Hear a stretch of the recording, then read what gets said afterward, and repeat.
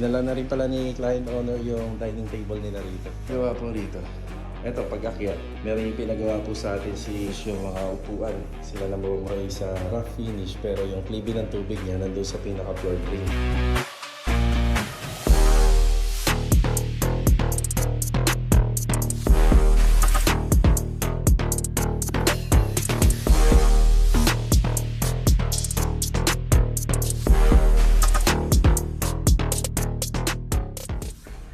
Mga Karaos, good morning po. Ayan, good morning. Kamusta po tayo natin? Ito, welcome back po muli dito sa aming channel.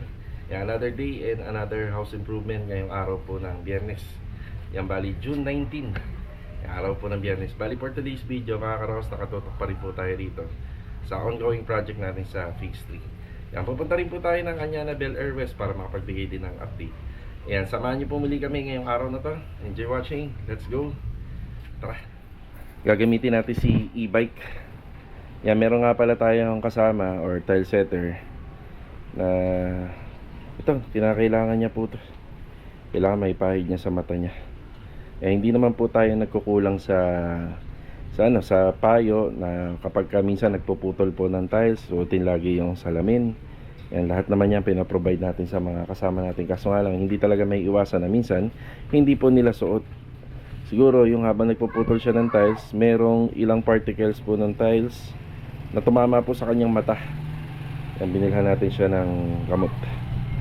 Yan, gamit ng e-bike, punta tayo ng Phase 3. Tapos dumating na nga po pala yung floor drain or yung clean out valve natin. Ganyan po yung itsura nya.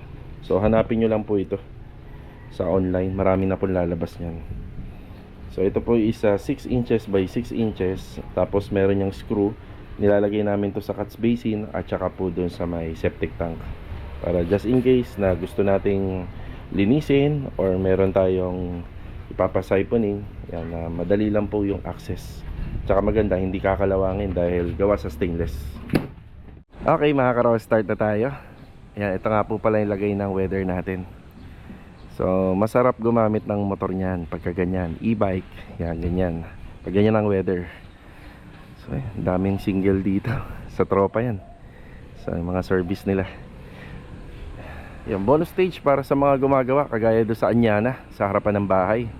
Yan, napaka laking ambag ng ganyang weather sa mga manggagawa, lalo sa construction at saka sa nag-house renovation. Ayan, bali magandang araw kila client owner. Ayan, pati sa mga kasama natin dito. So paint retouching na po dito sa harapan ng bahay. Ayan na. Ayan, paint retouching na. So ang last touch na pinapahid pala namin dito, i-share namin sa inyo. Alam niyo yung wipe out na nasa lata.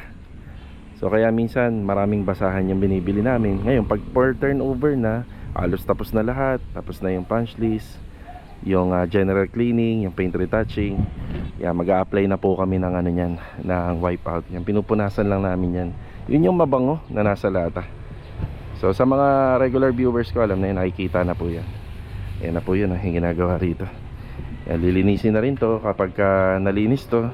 Siya nga pala, hindi pala nagawa yung application ng ano rito, yung sa muriatic acid at saka sa lacquer flow. So ngayon pa lang po nila yan siguro gagawin mamaya. So inuumpisahan lang po nila. So hindi na kasi ako nagbigay ng update dito, gawa ng baka hindi naman ako makatapak. So pero doon sa second floor, yan, makakakyat na tayo ngayon. So nasaan na yung grills dito? Ayun na pa yung grills, oh. Pinturado na. Yun, oh. Pinturado na siya. Kapag nalinis po itong flooring, okay na yan, tanggal po lahat ng gamit, nakuskus na, napakintab na uli natin. Yan, mag-a-apply na tayo ng tile grout. So kulay gray yung ginamit na tiles natin dito, 40 by 40. Yung base color ng ating grout is gray din syempre. Ito na yung ginagawa.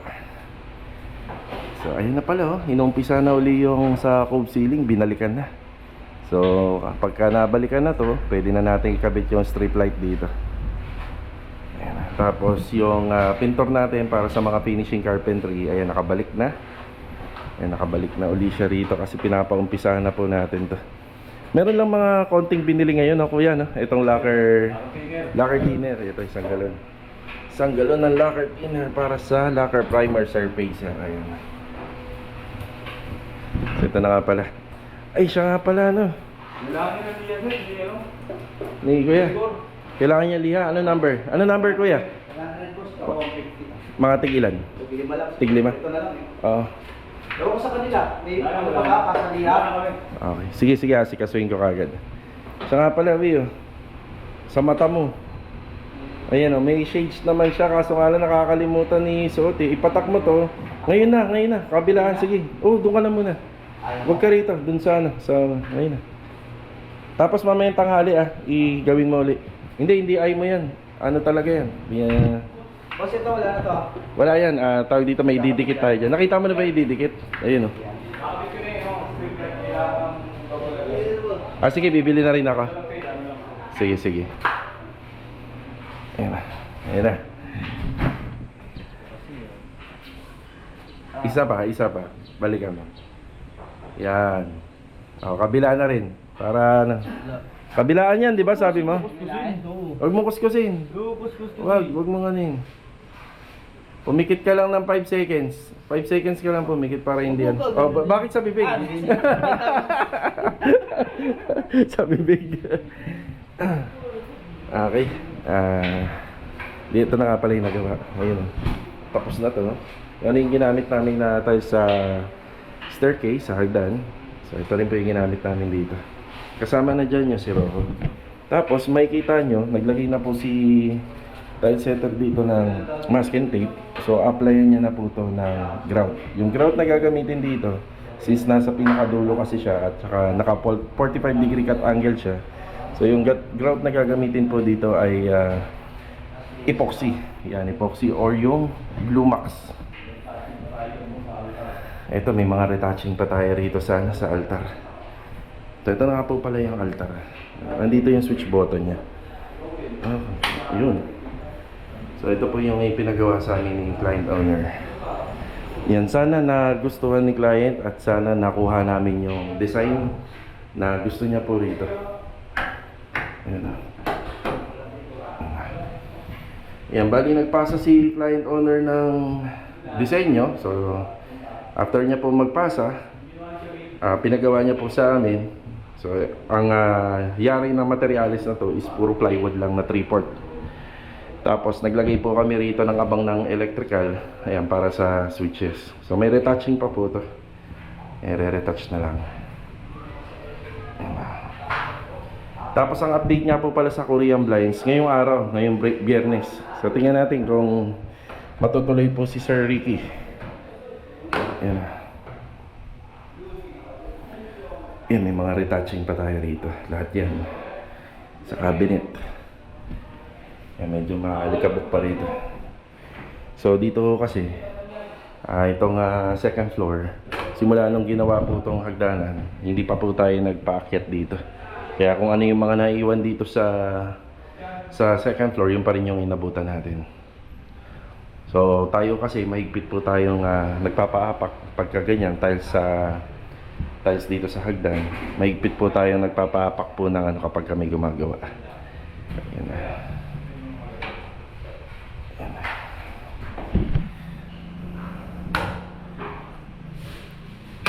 Kung ako tatanungin, ano na lang po yata kami rito. Mahaba na yung mga 4 days. So sa 3 araw, marami na po tayong magagawa rito. Yan, halos matatapos na po natin to. Basta yung Korean blinds isa maikabit na. Yan, nilalagyan po ito ng ano, ng yung ganito yung style ko ng pababa para hindi ko maapakan yung mga masking tape. Pag naapakan ko kasi mawawala sa alignment yan. So importante kasi yan para hindi kumalat po yung ipapahid po rito. Ayan, may mga kailangan tayong bilhin. 5 liha na number 100, 5 liha na number 150.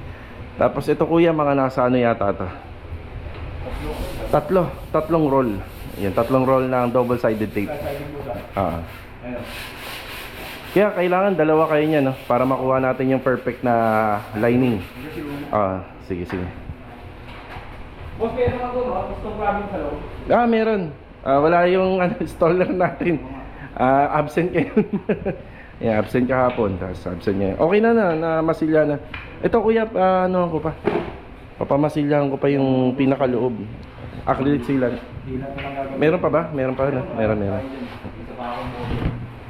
Ito po yun. Acrylic sealant.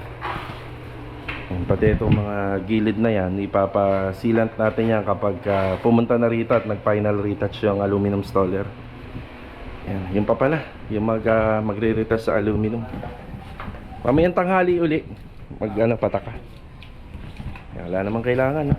Sa'yo, may kailangan ka? Wala naman. Okay. Oo nga eh.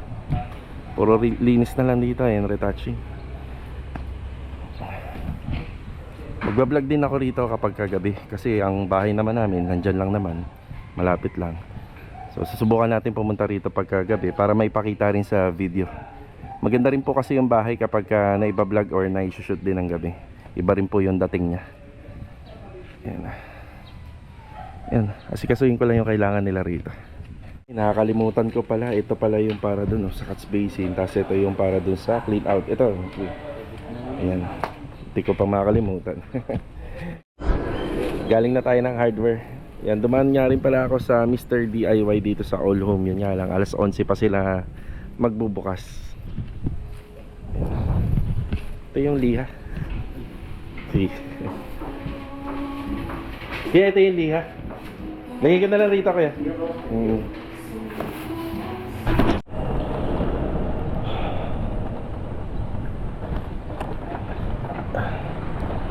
Bali mga karos, alas 11 pasado na. Ayan, magtatanghali na. So dediretso muna ako rito sa Mr. DIY. Dito lang sa may Vista Mall. Ayan, tapos mamaya pwede na nilang gamitin yon para maikabit yung strip light. Let's go. Tara.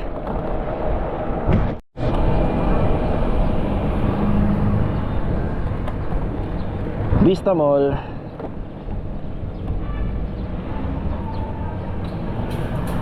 Hanap tayo ng mapaparadahan. Ayan, pwede na rito. Ayan, okay na rito.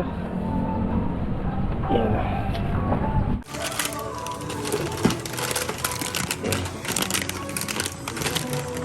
Okay na tayo rito sa Vista Mall. Ito nga po pala yung binili natin sa Mr. DIY. So, nano double-sided tape na may 3 cm by 1 meter. So, ang binili natin ito, 15 pieces. Medyo madami. Kung gaano po kahaba yung strip light, yun din po yung haba ng bibili natin na double-sided tape. Tapos mapapansin nyo transparent yan. Para mas maganda, di ba? Tara, break time muna. Bale ito mga karos, nakapananghalian na tayo. Kaya na after break time, dito naman tayo magbibigay ng update dito sa Anyana Bel Air West Project. Ayan, magandang araw nga pala kila client owner natin dito. Siya nga pala mga karos, update doon sa tao natin na pina-check up po natin dito sa 13. Yan, bali pumunta po sila ng Emilio Hospital kahapon. So ang update po is nakuha niya po daw yung sintomas niya sa pag-inom nga po ng energy drink at saka ng mga instant noodles, yan, kagaya ng mga cup noodles. So ayun, hindi naman po tayo nagkulang sa mga kasama natin. At hanggang ngayon pinag-uusapan namin yung bagay na yun. Siguro masarap talaga yung yung mabilisang merienda, lalo na mainit pa yung sabaw, pero hindi po talaga nakakatulong yun sa sa kalusugan natin. May pagkakataon pa nga na talagang nakakasama. So yung tinutukoy po natin, yung matagal na po nating mason dito. So ngayon hindi nyo po siya nakikita ngayon, gawa nga ng pinagpahinga muna siya nung sa kanya, nag-check up. So tingnan natin kung makikita na natin siya bukas. Yun na. Tara, update tayo. Yan. Magandang araw nga pala kay Sir Dom De La Rosa. Ayan. Magandang araw sir. Si Sir Dom De La Rosa, matagal ko na pong subscriber and viewers. Lagi po nanonood. Maraming salamat po sir sa walang sawa niyo pong suporta dito sa aming YouTube channel. Okay, bali ito yung update. Ang nagtatrabaho po rito ngayon, ilan ba sila? 5. So yung isang mason natin, tapos yung ano, yung carpentero natin dito, tapos yung helper natin, tapos yung meron tayong isang tao rito na tinitrain natin na maging all around. Ayan, meron din tayo. Tapos yung isang electrician natin. Okay, bali sa update nga pala by Monday. So sa Monday, baka makapag-umpisa na kami sa new leaf. Yan sa Monday. Ayan, tapos ito, may mga konti pang dapat baklasin dito. Pero hindi muna namin to hindi muna namin to tuluyang binabaklas kasi meron pang 6 na araw po to. Yan, bago natin na tuluyang baklasin. Bali nagbawas na kami ng mga bracing, pero yung mga panukod niya nandiyan pa rin po. Tuloy lang naman po yung pagko-curing nito. So yung curing natin, yun yung dinidiligan natin kasi hindi rin po yung magiging matibay kung hindi dumaan sa tamang curing. Kaya dapat dilig-diligan po natin. So i-update naman po dun sa mga example ko, yung mga gilid o yung topic natin nung nakaraan, yung mga gilid dito na pader na lumagpas yan. Saka na po namin yan naasikasuhin. Nandyan na po muna yan. So sigurado ako na baka meron ng dumadaan na mga engineer dito, baka napupuna na yan. Pero may babaklasin tayo dyan. Tapos ito, yung pinaka concrete canopy natin dito. So bali yung bakod natin dito, meron siyang canopy. So 60 by 60 by 120. Yan na, nagpapabistay na rin tayo ng buhangin dito. Yung buhangin na yan, syempre para sa preparasyon po ng plastering. So pag natanggal po natin yan, ayan, medyo marami yung papalitadahan dito. Tapos sa plumbing, yan, meron pa po tayong mga asikasuhin para sa mga plumbing works. Yan. So nagpalit nga po pala kami ng abang para sa storm drain, no? Ginawa namin D4. Ayan, D4 na po yan. Kasi yung inabutan namin dito, D3. Tapos ito po yung yung asintada. So dito, naglagay po kami ng asintada rito. Ito yung ginawa namin dito kami tawag dito. Dito kami nag-nosing. Yan po yung pinaka-nosing natin. Nandiyan na. Diyan na po siya. Yan na.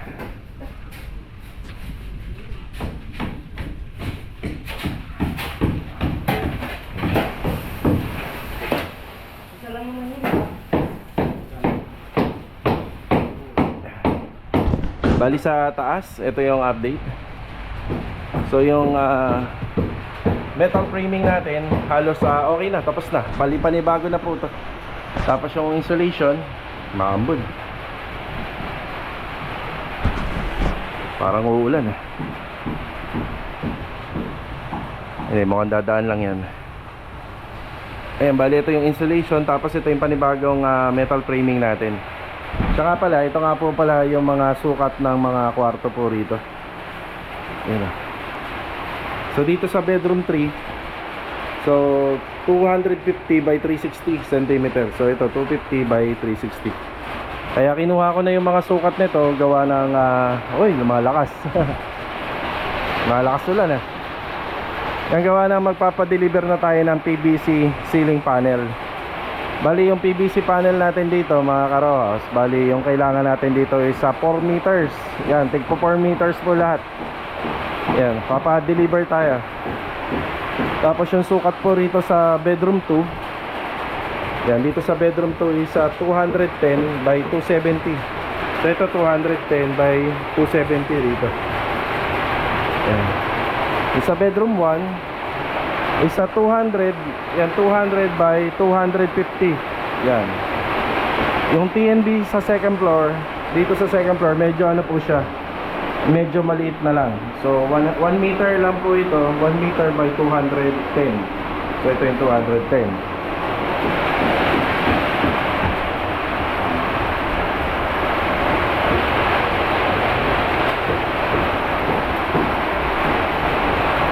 Sabay na rin natin sa ilaw. So dito nagpaabang tayo ng isa. So pwede natin ilagay dito isa track light. Yan, or pwede rin center light.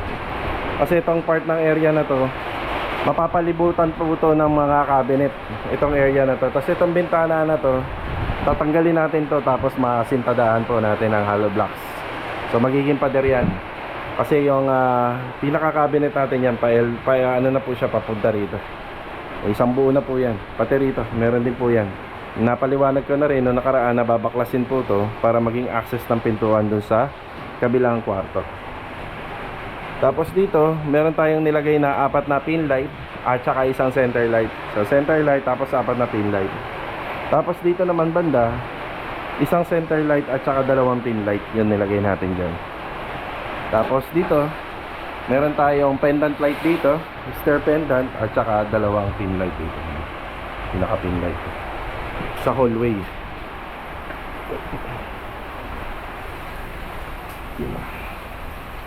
Para sa poste. Ayan na. Para sa poste. Tapos dito naman medyo malaki yung toilet and bathroom po rito. Nasa 120 by 260. Yan, medyo mahaba po siya. 260. Tapos yung kwarto naman po dito nila Lola, ayan. Yung kwarto na to is 163, ito 163 by 434. So ito 4 meters and 34 centimeter. Tapos yung sukat nga po pala or yung design ng PVC panel dito is medyo pahalang siya. Kasi yung 434, 4 meters lang po yun, magkakaroon pa ng siroho. So ibig sabihin, pag ganito yung latag ng PVC panel, para maganda po siya tingnan. So ito yung update dito sa mga ginagawa. So yung ceiling electrical, yung ceiling, tapos electrical, tapos yung sa masonry works natin. Yan na. Yan. Yan, gana na po sila rito. Magsisiling framing. Yan. Mga ilan? 260. Pwede na. 260. Yan, nag-layout na sila rito. Tapos itinutuloy na yun dun sa poste. Siya nga pala, merong sinasuggest si client dito or request. So yung request is magkaroon ng curtain cove. So yung curtain cove, bali hindi makikita yung pinaka hanger rod. Yan dito banda. Dapat meron din dito, kaso nga lang nandyan yung aircon. So hindi na po natin malalagyan ng curtain cove to. Ito lang, yung window lang dito. So isa lang yung malalagyan natin. Dito naman may cabinet. So pagka sa kusina naman, di naman po naglalagay dyan ng tawag dito ng curtain cove. Yan. Hindi na po maglalagay dyan. So dito lang, ito lang po yung malalagyan natin.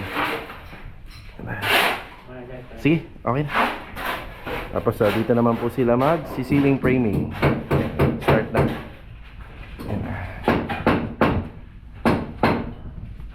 Gamit tong concrete nailer. Yan, concrete nailer.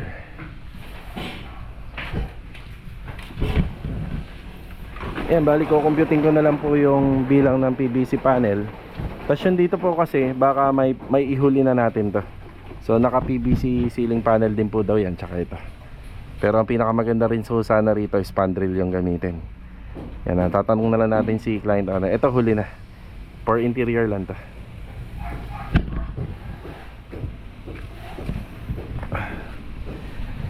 So ito muna yung update natin dito sa Anyana Bel Air West project.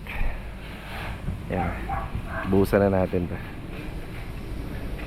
Bali ito mga karos, nakabalik na ulit tayo rito sa Lumina Homes Phase 3. Ayan na, project update po ulit tayo rito. Saka pala mga karos, medyo bad news, hindi matutuloy po yung ating yung installer ng ating Korean blinds. So mamumove po ng linggo. So umasa po kasi tayo na ngayong araw po sana, ngayong araw ng Biyernes, pero syempre may mga kanya-kanyang dahilan lang din naman po yan kung bakit hindi natutuloy. So ayan, update pa rin tayo dito. Bali ito mga karos, ito na nga po pala yung bahay. Yan, napakalinis na po niya. At saka syempre makulay dahil bagong pintura. Yan o, syempre ita-turn over natin to na ganito, na makinang po siya. Then yan, naglilinis na nga po sila ng rito, ng tiles. Yan na. Sige, ayan o, naglilinis na. Yan na. Bali na putol yung vlog natin kasi lobat po yung camera. So ito. So nga pala, ito na yung ating strip light. Yan na, naikabit na. So nakompleto na natin yung kisame. Yung ginamit po namin dito is warm white na LED strip light. Yan o. Ano bago rito? Itong lamesa nila client. Ayan, nandito na. So, ito na ba yung pinaka ano kuya daw? Center? Sabi niya ano sir. Itong, ganyan na yung setup niyan. Ganyan siya. Okay. So, mahalaga rin po to. Nandito na yung dining table. Bali yung pendant light natin. So, dyan po siya tututok sa gitna nito. So, kukunin natin yung pinakagitna ng dining table. Para yung installation ng ilaw, ng pendant light para sa dining area, yan nasa gitna. Yan, kamusta si Kuya rito? Yan, ayos na yan Puti na lang yung pinto, no? Pati itong hagdanan, no? Puti na lang. Tapos ito na pala yung nagawa ng ating installer ng tiles. Ayun, nakapag-apply na ng tile grout. Linis. Okay. Yan.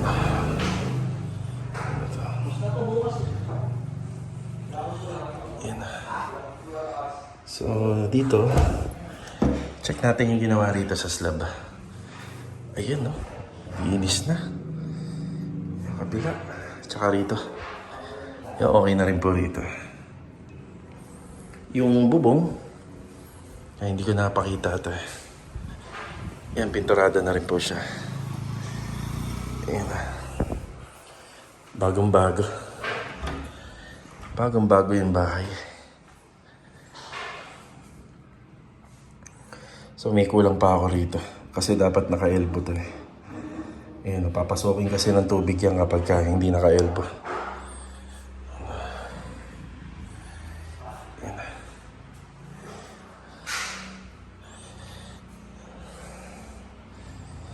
Ayos na.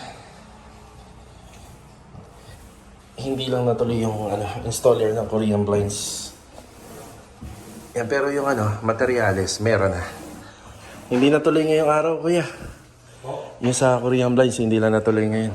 Baka sa linggo na. Linggo. Yan, sabi ni kuya, bukas, tapos na to. Tapos na yan. Bukas. Silamusan mo lahat yun. Oo. Ah, Tapos na bukas yan. ganun lang yun, bukas, tapos na. Hindi ba tayo... Finish, not finish. Pass your paper. Madumi pa, kuya Tingnan mo to. Ito, titingnan mo. Oh, ang dumi pa niyan. Oh, Ano yan Ano yung Louis? Hindi, dito po kasi sa amin. Yung sinasabi po ni Kuya, yung mga part ng matatapos. Pero syempre, yung buong bahay, ay pa po natin yan. Inspectionin pa po natin. Punch list. Punch list pa. Yan na. Louie? Nagpataka? Tapos na, okay na. Hindi na masakit. Hindi na. Ayun, effective. Yan na. Pero wala ko palang pipigso ka ng Louie. Anong... Banyo. Sa banyo? Ay, oo, yun dito. Kamusta to? Wala pang Hindi, wala pa tong no? Yung ang tawag doon, faucet. Faucet tsaka yung... Yung sa ilalim. Hindi ko talaga yan binili. Ano pa kailangan mo? Yun na lang. Yun na lang. Tapos yung... Wala palang ilaw yan. Oo, wala tong ilaw. Itatago na lang. Yan na. Ito na nga pala yung TNB. Yan, maganda na rin. Ito na lang. Ito na lang ang kulang. Masyadong pakintabi naman yan, Lo. Masyadong pinakikintab yan. Dudumihan pa daw ni Kuya yan Yan, dudumihan. Basta, usapan natin, wag yung dumihan yung yung lettering ha. Kasi hindi tayong gumawa niyan. Baka mamaya, mamantsahan natin to, hindi na natin maibalik sa dati. Okay na yan yung na yan. Yan. Oo. Pwede na siya, tapos i-emulsion lang natin, no? Emulsion lang. Sige. Ayan. Okay na po tayo rito. Tapos, yung sa gate, yan, pinaganda talaga ng pintor natin yan, no? Tapos, tingnan nyo naman, no? Nililinis. Kinakadkad, oh. So, dito nga po pala sa Lienaki Builders. Yan. Yung mga kasama natin, literal talaga na marunong yan. Pero, tayo kasi yung nag-i-inspect ng mga gawa din nila. Kaya minsan narinig nyo na pwede na sa kanila, pero sa akin hindi pa. So kasi dadaan pa po yan sa mata natin. So iikot pa po ako dyan. Tapos syempre, testing pa natin yan lahat. Hindi pwede yan na pwede na. Kahit tapos na, pero kailangan i-turn over natin na maayos, maganda, tsaka malinis. So hanggang dito na lang po muna yung vlog natin. Ngayong araw po ng Biyernes. Yan, kita-kita na lang ulit tayo sa susunod na video. Nalobat po yung ano natin, camera. Ayan, nalobat yung camera natin. Buti na lang, may pang-backup video cam tayo. So, see you on my next vlog. God bless po sa ating lahat. Ito, paalam po muna. Tara.